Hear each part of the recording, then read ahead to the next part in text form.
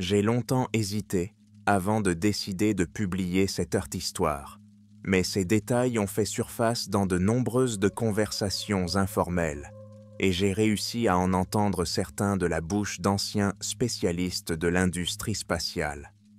Eux-mêmes n'aimaient pas diffuser l'information, car ils avaient les peurs de ce que l'on appelait autrefois les pertes secrets soviétiques. Cependant, le temps avance inexorablement. Ceux qui étaient responsables de la dissimulation de cette vérité sont partis dans la tombe, et à travers les fissures de la bureaucratie, la sinistre réalité a commencé à émerger. Dans les années 1970, l'URSS a effectué une mission secrète sur la Lune, qui n'a pas été annoncée officiellement. Et cette expédition a ramené sur Terre ce que l'on a appelé le Vulas virus lunaire.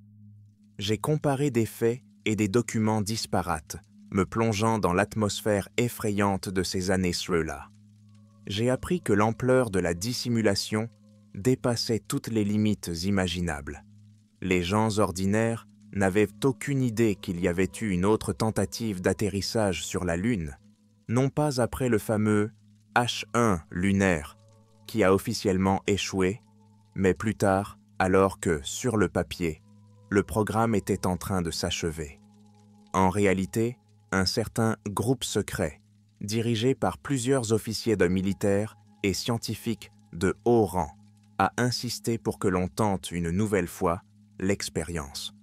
S'appuyant sur les données uniques concernant les voûtes des roches lunaires, extraites par les astronautes américains et nos propres sondes, notre pays a décidé de ne pas se limiter à des stations automatiques, mais d'envoyer des personnes.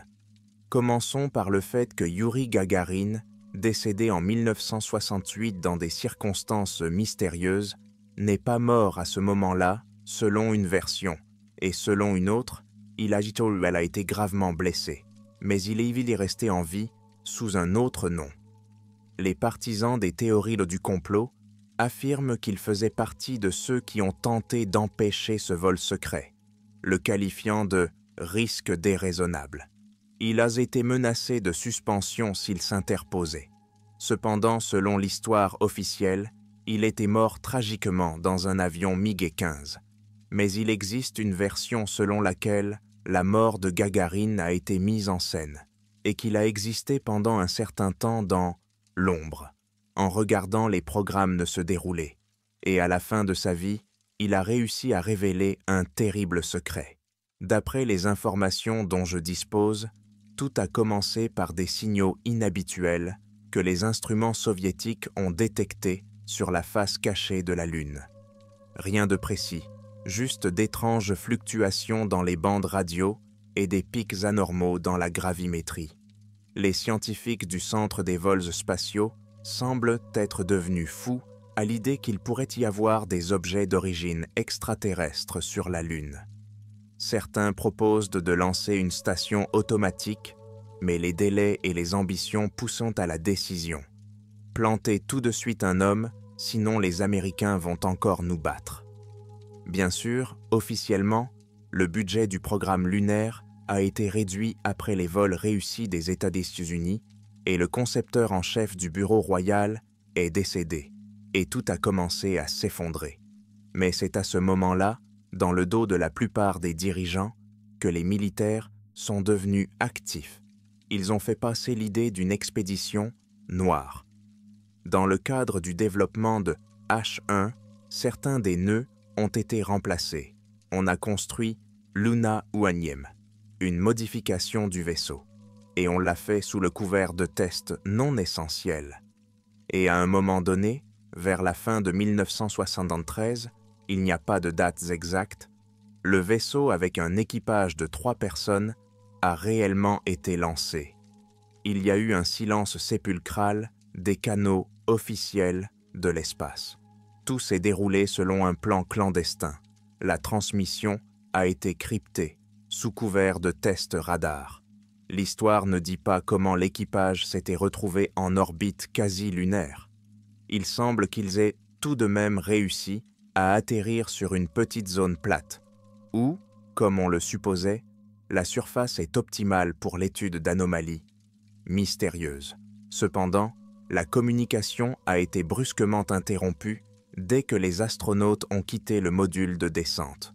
Pendant près de 2 jours, aucune information n'a été reçue. Ceux qui attendaient des rapports craignaient que tout ne se termine en catastrophe. Mais soudain, le silence radio a été interrompu par un faible signal où quelqu'un répétait d'une voix déformée. « Nous sommes toujours là. N'y croyez pas. La Lune est vivante. » Aucune transcription officielle n'a survécu, mais la rumeur veut que l'enregistrement de cette interception radio ait été écouté dans un cercle restreint de généraux. Les personnes se présentes se sont souvenues que leurs cheveux s'étaient dressés sur la tête au son de ce murmure. Et ce n'était pas celui d'une seule personne. C'était comme si plusieurs voix parlaient en même temps, se superposant les unes aux autres. Cela n'a pas duré plus de 30 secondes, puis le signal a disparu à nouveau. L'équipage a soudainement repris contact 1 jour plus tard, dans un état plus normal, et a signalé que la dépressurisation des combinaisons spatiales avait provoqué des interférences temporaires, mais que tout était désormais sous contrôle. Ils avaient soi-disant prélevé des échantillons de sol et étaient prêts à décoller. Le centre expire avec jubilation. Mission accomplie. Personne ne se doute alors de ce qui s'est réellement passé pendant ces 24 heures de perdu. Et lorsque le Luna UM s'est dirigé vers la Terre, le commandement n'a pensé qu'à la manière de le faire atterrir sans se faire remarquer. Des protocoles spéciaux sont activés. Le vol est gardé secret, en occultant soigneusement toute fuite. L'atterrissage a eu lieu dans une zone déserte, loin des ports spatiaux officiels. L'équipage a été évacué par hélicoptère. Les médecins chargés de l'examen auraient immédiatement remarqué quelque chose d'étrange. Les astronautes avaient la peau extrêmement pâle, des veines grisâtres et un pouls anormalement rapide. Les médecins ont reçu l'ordre de se taire. Ils ont eux-mêmes été placés en régime fermé. Mais l'un des spécialistes s'est enfui au bout d'1 semaine, incapable de supporter ce qu'il voyait. C'est peut-être de lui que sont venues les premières rumeurs sur le virus lunaire. Les astronautes sont restés en quarantaine pendant au moins 1 mois. Les médecins observent des changements illogiques. La température corporelle fluctue de 35 à 39 degrés. Les yeux commencent à prendre une teinte cornéenne noire, comme si les pupilles se dilataient et occupaient toute la sclérotique. Les patients ne se plaignèrent pas de douleur, mais étaient dans un état de semi-zombification, ne parlaient souvent pas, et s'ils le faisaient, c'était d'une voix calme et monotone. L'un d'entre eux écrivait des symboles indéchiffrables sur les murs de la salle, des cercles, des spirales, des icônes en forme de runes. Un scientifique qui a rencontré les malades a déclaré « Lorsqu'il a regardé les yeux d'un cosmonaute, il lui a semblé que quelque chose d'insondable y barbotait, et il a lui-même entendu un gémissement intermittent et silencieux, bien que l'homme n'ait pas bougé les lèvres. » Un sentiment de peur glacée s'empara du scientifique, qui sortit de la boîte en courant, paniqué. Le lendemain, il était déjà suspendu et contraint de signer un document de non-divulgation. Et qu'est-il arrivé aux astronautes eux-mêmes? Au début, il semble qu'ils étaient en voie de guérison, puis ils ont soudainement plongé dans la stupeur. Dans leur sang, on a commencé à trouver d'étranges structures cellulaires qui ne ressemblent ni à des bactéries ni à des virus, mais plutôt à des inclusions inorganiques. Néanmoins, ces particules virales se multiplient dans l'organisme, provoquant des mutations. Rapidement, des symptômes sont apparus. La peau est devenue grise par endroits. Perdant sa sensibilité, les pupilles se sont dilatées, comme je l'ai mentionné. Puis certains os ont cessé de briller au dos rayon X, comme s'ils changeaient de structure. La question s'est posée. Qu'avons-nous ramené de la Lune? La commission gouvernementale a fermé d'urgence toutes les archives concernant le vol et a interdit de mentionner les noms des membres de l'équipage. Le résumé est le suivant. Des gens sont morts lors d'un lancement anormal. Des gens sont morts lors du lancement anormal d'une fusée expérimentale, et l'affaire a été étouffée. En réalité, ils ont été placés dans une unité secrète de l'Institut de recherche, où l'on a essayé de les soigner et de les étudier. On raconte que des ingénieurs militaires voulaient utiliser ce virus comme arme biologique.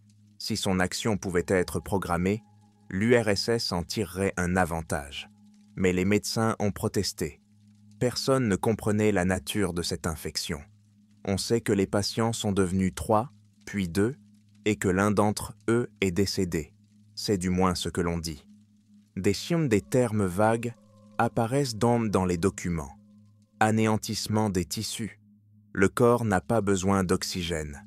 On a dit que le corps du cosmonaute était préservé, allongé sur une table, mais non décomposé. Pour autant, la peau restait froide et présentait une étrange couleur chatoyante.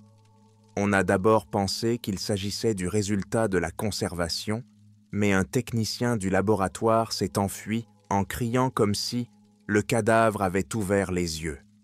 Les 2 autres sautaient remontés vivants, mais leur conscience était clairement déformée. Ils pouvaient jamais rester debout pendant des heures, le regard dans le vide, puis se mettaient de soudain à bouger de façon chaotique, marmonnant des bribes de phrases. Quelqu'un pouvait distinguer des mots comme « il n'y a pas de vie là »,« il n'y a que lui » ou « nous lui appartenons ». Les responsables du projet pensaient qu'il s'agissait d'une hallucination. Un soir, les 2 astronautes ont disparu, laissant derrière eux des lits ensanglantés et des bandages déchirés. La façon dont ils sont sortis des salles bloquées reste un mystère. Les gardiens ont raconté qu'une terrible boule de ténèbres avait traversé le couloir et que la porte avait été arrachée avec les peines, comme si une force inhumaine les avait arrachés. Le lendemain, l'armée a été alertée.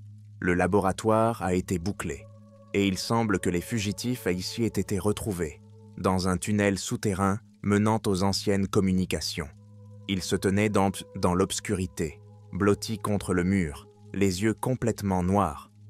Le photoreporter qui filmait secrètement a juré plus tard que le film s'est déclenché juste au moment où il les a surpris face à l'objectif. Les astronautes n'ont pas résisté, mais une vague de terreur émanait d'eux.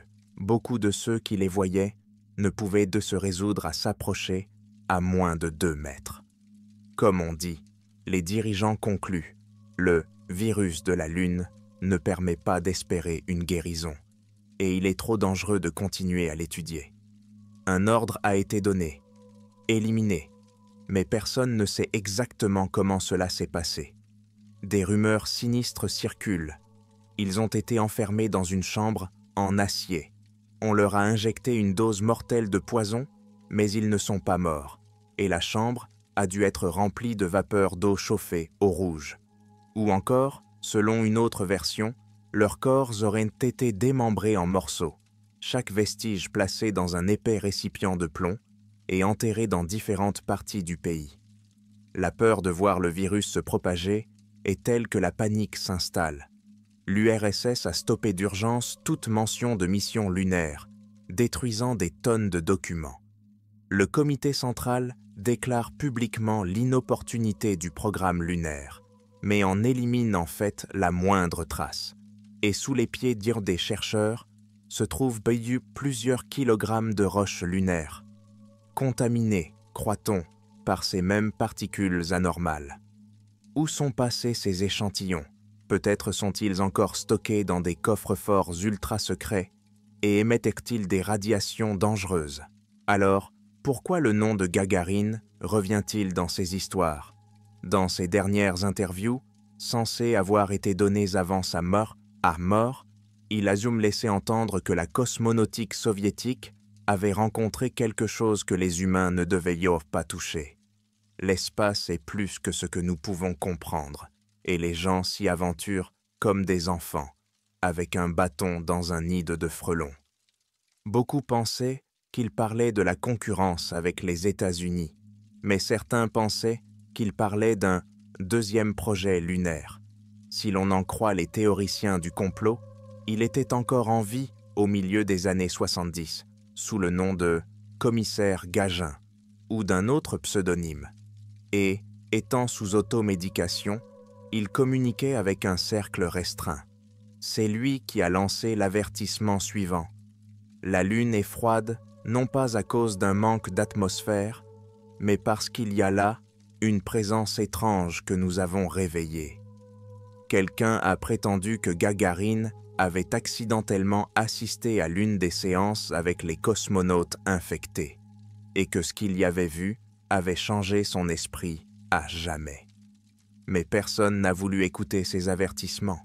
Les militaires espéraient en tirer profit, croyant qu'il s'agissait d'une question de nature qui pouvait leur donner un avantage.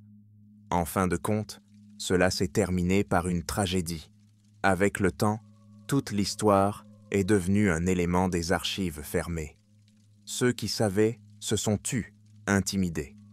Mais à la fin des années 80, lorsque la perestroïka a commencé dans le pays, des bribes de documents étranges ont fait surface. Par exemple, des projets de procès-verbaux d'interrogatoire, où les noms de code Luna Z et Ron Grey Eyes apparaissent. Il a été dit que son Grey Eyes était une marque sur les dossiers personnels de ces 3 cosmonautes.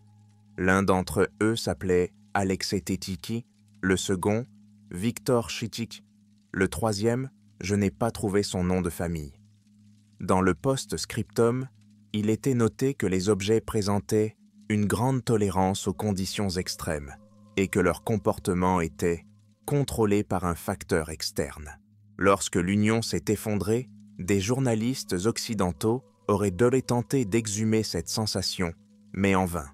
Les services de sécurité russes et les anciens dirigeants du parti ont tout fait pour que la fuite ne dépasse pas le stade de la rumeur. Il n'y a donc officiellement aucune confirmation que l'URSS ait secrètement atterri sur la Lune après l'échec de la mission H1, et qu'elle ait même apporté un virus monstrueux. Cependant, des personnes proches de la cosmonautique ont indirectement confirmé « il y a eu une mission très louche. Après cela, nous avons soudainement perdu des financements, commencé à fermer des instituts et à éliminer tous ceux qui avaient vu quelque chose. En fin de compte, un tableau étrange se dessine, un virus lunaire ou quelque chose trouvé dans un cratère sur la face arrière a transformé les astronautes en porteurs, effaçant progressivement leur humanité. Les histoires selon lesquelles les militaires auraient ensuite découvert les capacités surnaturelles de ces porteurs semblent trop fantastiques. Mais où se situe la frontière entre la fiction et la réalité?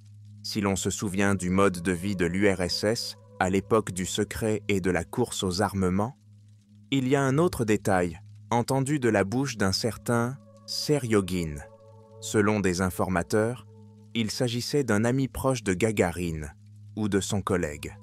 Il a mentionné un « signal des profondeurs de la Lune » qu'il l'appelait.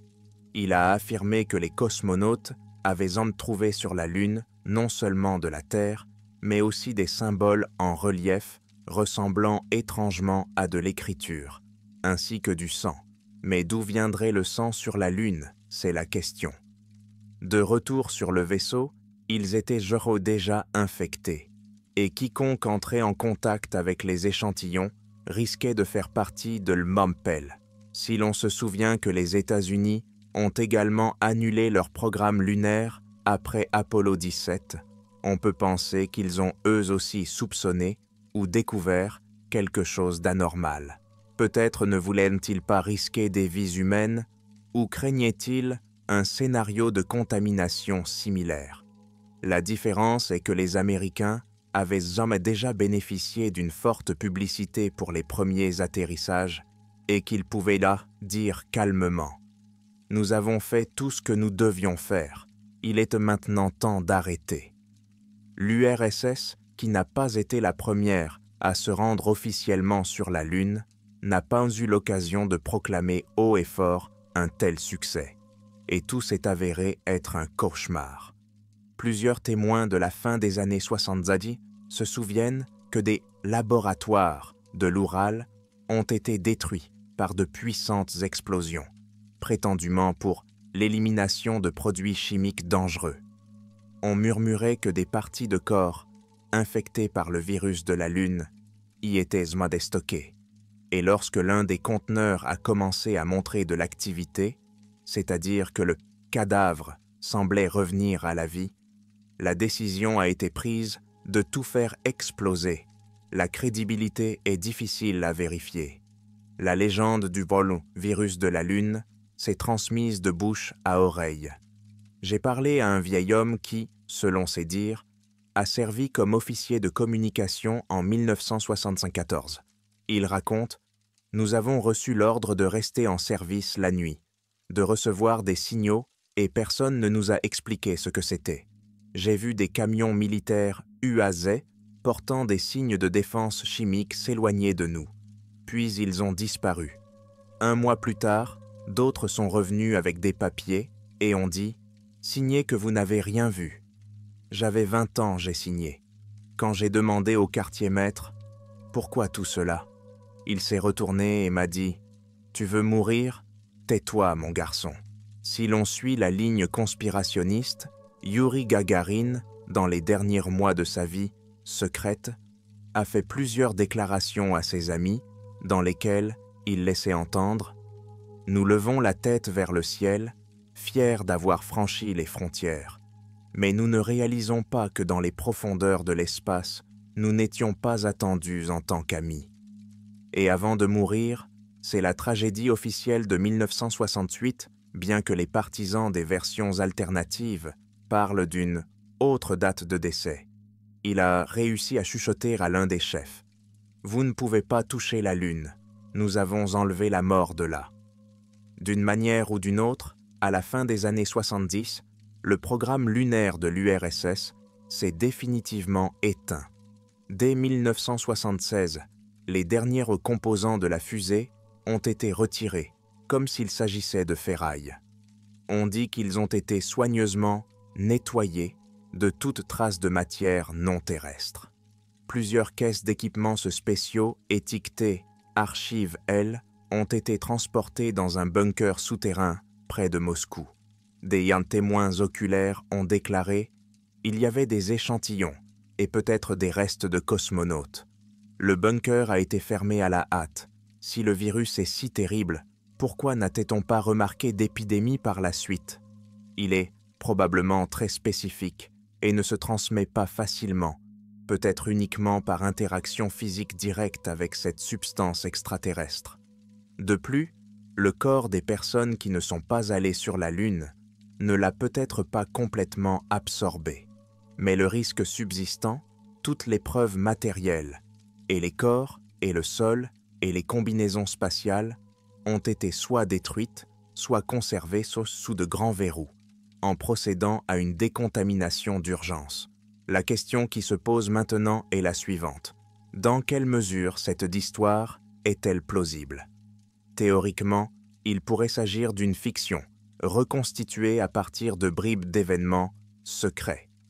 Mais si l'on tient compte de l'ampleur de la cosmonautique soviétique, de son désir de suprématie, ainsi que d'une série d'incidents étranges survenus dans les années 70, au cours desquels des pilotes d'essai et des cosmonautes ont disparu, tout cela ressemble de manière effrayante à la vérité. Les témoignages de scientifiques qui ont raconté des cas de maladies mystérieuses après un contact avec certains objets interplanétaires sont également alarmants. Encore un détail, dans les stands du musée de la cosmonautique, à Moscou, on peut trouver des descriptions de tous nos lancements et missions, y compris Luna 16, Luna 17, Luna 20, Luna 24.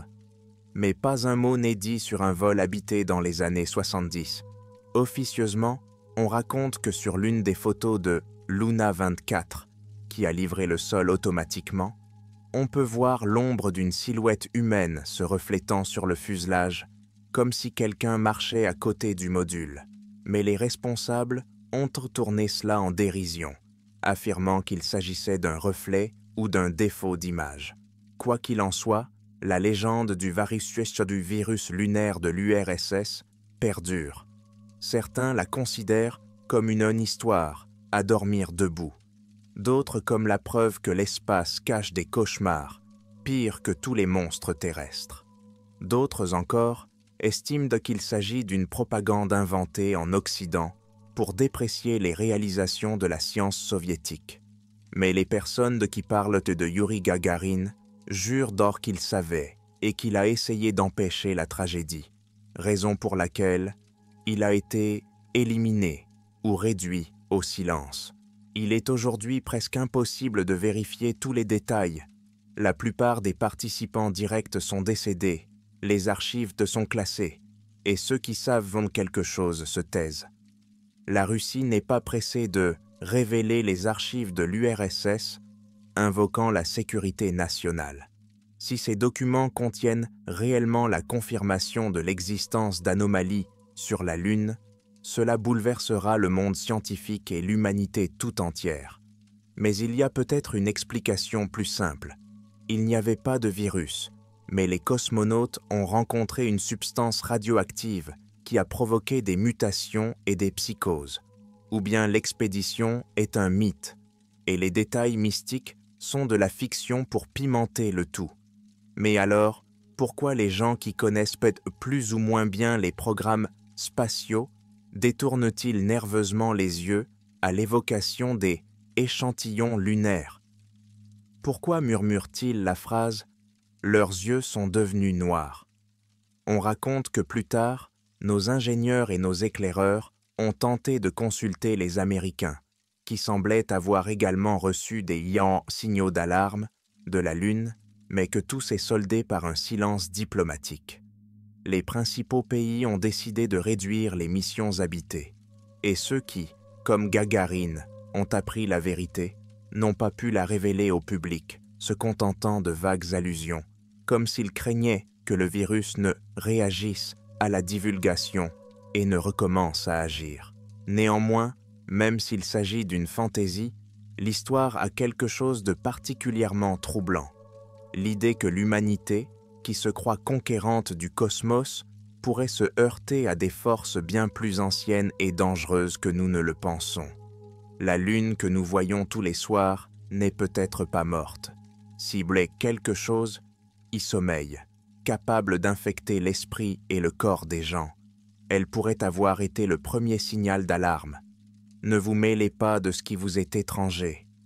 En conséquence, l'URSS, en tant que superpuissance, a préféré balayer toutes les preuves sous le tapis pour ne pas provoquer de panique, pour ne pas saper la crédibilité et, surtout, pour ne pas admettre que nous ne pouvons pas toujours contrôler ce que nous découvrons. Et cette non-histoire nous avertit que l'orgueil et le désir d'être le premier peuvent être catastrophiques pour le monde entier. J'ai donc essayé de comprendre, étape par étape, pourquoi Yuri Gagarin est considéré comme un porteur de vérité. Selon une légende, dans ses derniers mots, il aurait dit « Je les ai vus, nous n'aurions pas dû envoyer des gens là-bas ». Mais cette phrase ne figure dans aucun rapport officiel, car officiellement, il était mort 10 ans plus tôt, avant le vol prétendument secret de 1973.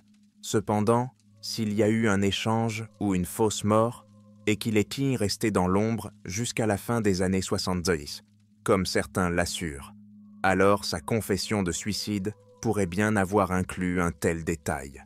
Une question se pose. Que se passe-t-il si la vérité éclate maintenant, un demi-siècle plus tard? La plupart des gens répondraient probablement « cette histoire ne prouve rien ». Mais si même une partie de l'histoire est vrai, cela signifie que quelque part, dans les entrailles d'instituts de recherche militaires abandonnés, il y a encore des conteneurs contenant ce qui étaient nos cosmonautes, ou des pierres lunaires infectées, attendant d'être accidentellement ouvertes. Et rien ne garantit que ce virus ne sera pas capable de s'adapter à l'environnement. Parfois, je me pose la question suivante. Et si des manifestations mystérieuses comme les humanoïdes gris, qui font l'objet de rumeurs paranormales dans certaines régions, étaient les conséquences de la fuite du virus lunaire? J'admets qu'il s'agit là d'un départ complet vers la conspiration.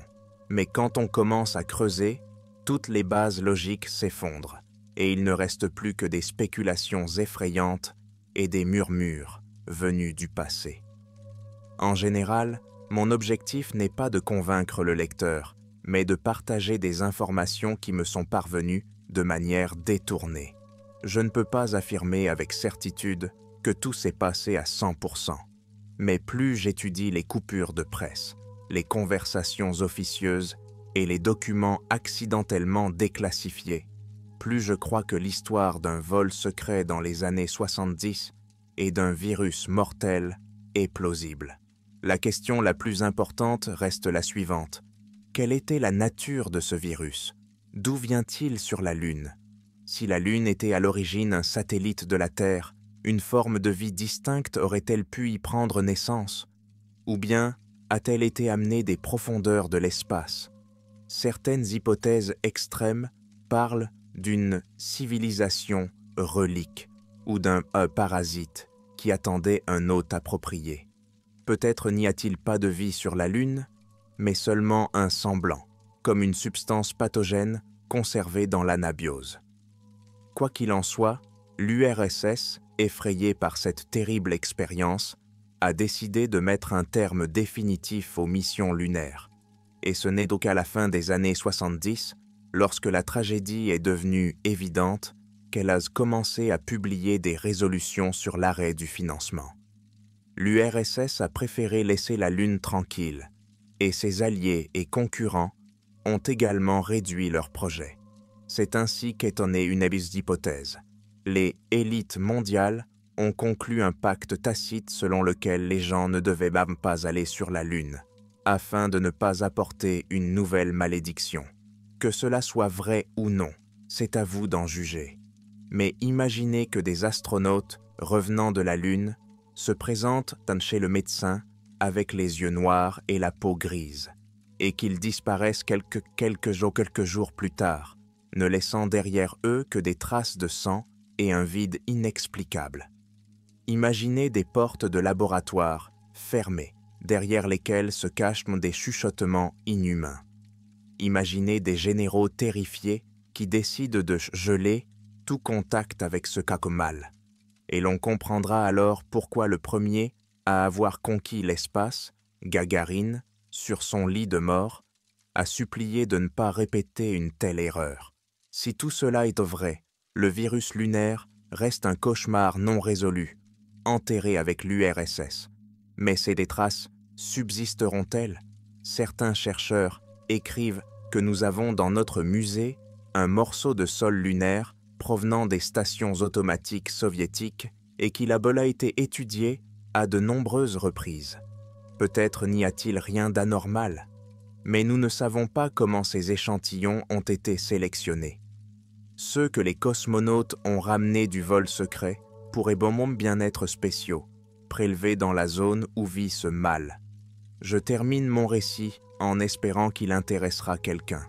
Je ne prétends pas avoir résolu tous les mystères, mais si vous entendez un jour des légendes selon lesquelles notre pays aurait fait un saut secret sur la Lune et en serait revenu avec un cauchemar à bord, ne vous empressez pas de les rejeter. Dans ce pays, vous ne saurez jamais avec certitude où s'arrête la vérité et où commence le mythe.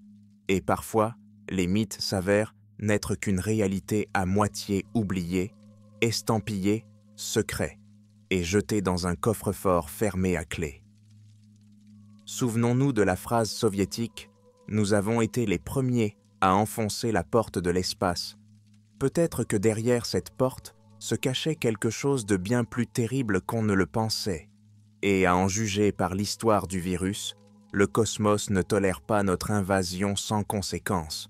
Le virus de la Lune n'est qu'un exemple parmi d'autres. La vérité demeure dans l'obscurité. Cette histoire était-elle une légende ou le reflet de l'échec le plus effroyable de la cosmonautique soviétique? Nombreux sont ceux qui pensent comme que personne ne trouvera plus jamais la réponse. L'URSS s'est effondrée, les gens sont partis. Mais en regardant la nuit noire et le disque lunaire mort, je me dis parfois, et s'il y avait vraiment quelque chose de tapis là-bas, attendant un nouveau visiteur? Et si nous retournons là-bas dans un ravissement universel, allons-nous réintroduire sur Terre quelque chose qui nous détruira? C'est le genre de creepypasta basé sur des rumeurs et des spéculations, entouré d'un air de secret soviétique. Et c'est Yuri Gagarin qui a le dernier mot. Il a dit avant sa mort, ou avant sa disparition, « N'écoutez pas les autorités qui poussent les gens à aller sur la Lune.